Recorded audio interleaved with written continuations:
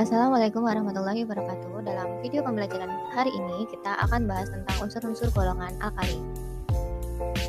Alkali merupakan unsur-unsur yang menampati golongan 1A pada tabel periodik unsur, kecuali unsur hidrogen, karena hidrogen mempunyai sifat yang berbeda dengan golongan alkali. Kata alkali berasal dari bahasa Arab yang berarti abu, di mana air abu ini bersifat basa. Oleh karena itu, logam-logam golongan 1A membentuk basa-basa kuat yang larut dalam air. Unsur-unsur alkali dalam sistem periodik unsur meliputi litium, natrium, kalium, rubidium, cesium, dan fransium. Hidrogen tidak termasuk golongan alkali ya nak. Kenapa? Karena karakter yang dimiliki oleh hidrogen ini berbeda dan tidak sesuai dengan karakter atau sifat dari logam alkali yang lain. Nah, unsur alkali, jika kita lihat konfigurasi elektronnya, dia mempunyai elektron valensi 1. Elektron valensi tersebut terletak pada subkulit Ns1. Nah, karena elektron valensi 1 ini tadi, untuk mencapai kestabilan, golongan alkali akan melepaskan satu elektron membentuk ion positif. Li+, Na+, K+. Nah, maka dari itu, bilangan oksidasi dari alkali golongan 1A yaitu 1.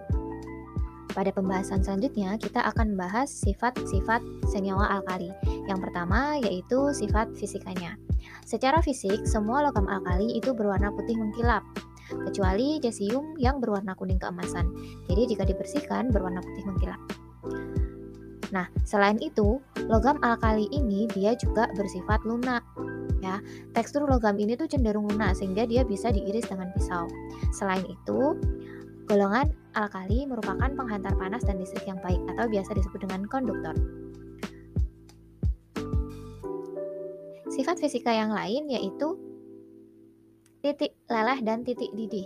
Titik leleh dan titik didih dari Li ke Cs, dari atas ke bawah dia cenderung semakin rendah. Titik leleh dan titik didihnya semakin ke bawah semakin rendah itu disebabkan karena kerapatan atau ikatan logam yang makin rendah sehingga atom-atomnya mudah untuk dipisahkan. Nah, selanjutnya sifat fisika yang menjadi kekhasan dari senyawa alkali yaitu warna nyalanya. Jadi ciri khas dari logam alkali adalah warna nyala.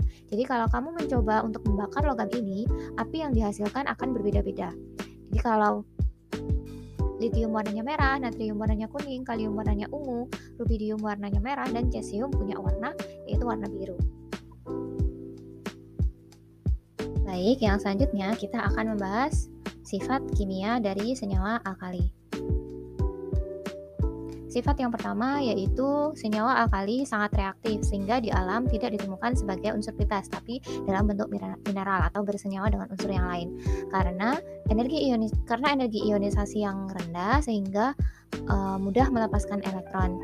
Jadi semakin reaktif suatu logam maka semakin mudah logam itu untuk melepaskan elektron. Sifat yang selanjutnya yaitu jika kita lihat potensial reduksinya, logam alkali itu mempunyai harga potensial reduksi yang bernilai negatif, sehingga dapat dikatakan dia mudah untuk mengalami oksidasi, sehingga logam alkali ini itu merupakan reduktor kuat. Ya, yang selanjutnya yaitu logam alkali itu bereaksi hebat dengan air. Semua logam alkali itu bereaksi hebat dengan air, menghasilkan senyawa basa dan gas hidrogen. Dengan persamaan reaksi sebagai berikut.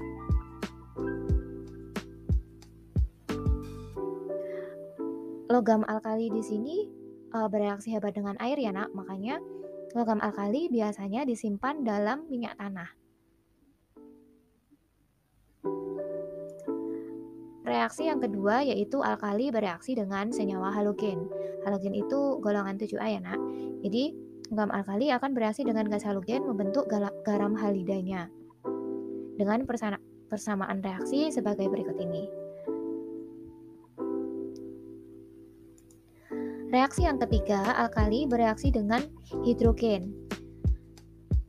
Jika logam alkali ini dipanaskan, maka akan bereaksi dengan gas hidrogen membentuk senyawa hidrida.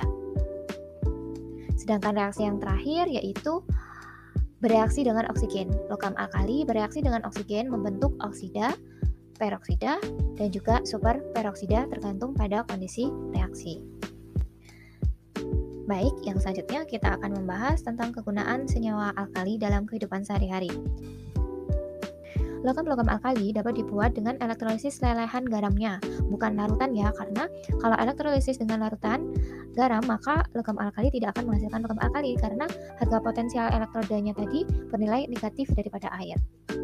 Nah, kita akan bahas satu persatu kegunaan senyawa alkali. Yang pertama yaitu litium.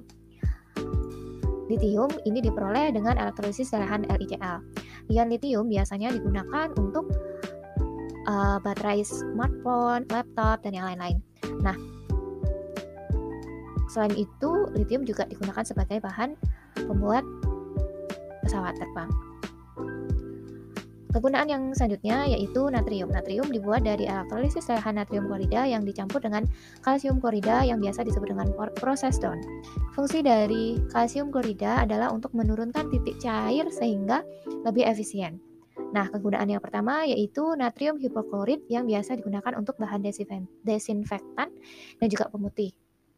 Contoh yang lain yaitu soda api. Soda api digunakan untuk mengatasi pipa saluran yang tersumbat.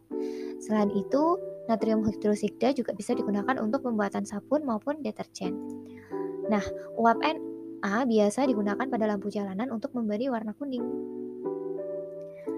Kegunaan yang selanjutnya yaitu kalium. Kalium hidroksida biasa digunakan untuk membuat sabun atau deterjen. Kalium nitrat digunakan untuk pupuk, bisa juga sebagai bahan peledak. Fungsi yang selanjutnya yaitu unsur rubidium. Rubidium digunakan sebagai osilator untuk aplikasi di navigasi dan komunikasi militer. Selain itu, biasa digunakan sebagai getter dalam tabung-tabung vakum dan sebagai komponen fotosel. Senyawa rubidium memberi warna ungu pada kembang api. Fungsi yang terakhir yaitu cesium. Cesium digunakan pada sel fotolistrik dan juga sebagai standar satuan detik pada jam atom. Baik, sekian video pembelajaran dari Bu Ayu. Sampai berjumpa di video selanjutnya. Terima kasih.